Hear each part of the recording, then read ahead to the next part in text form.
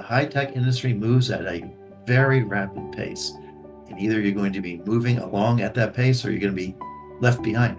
As engineers, we have to keep learning because engineering keeps changing. Big changes already happening within the embedded systems industry. I think there's a lot of changes coming up now, and you always need to keep up with what is new and what's happening. And making sure that you're up to date on the latest and greatest in terms of embedded software development. Keeping up to date with continuous education is absolutely critical.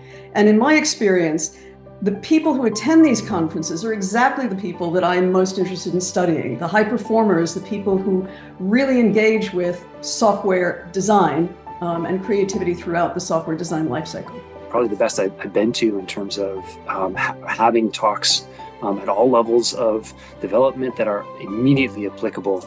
There are so many exciting people sharing their knowledge. You have book authors, professors, really passionate domain expert, and so on. People are talking about their actual experiences. Bringing to the forefront what is key in the industry right now. With lots of enthusiastic speakers with lots of experience in the industry. If you want to do more than learn the latest cool gizmos and you want to get more into really solid, general, applied understanding of embedded systems. And I love that it brings people together. It introduces me to topics that I would not have thought about otherwise. Getting a chance to hear from embedded systems professionals from all over the world.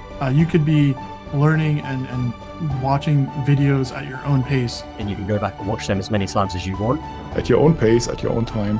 Potentially to be surprised by ideas you may not have considered lately. You will get a lot of benefit out of it. Now is the time to look at Embedded Online Conference.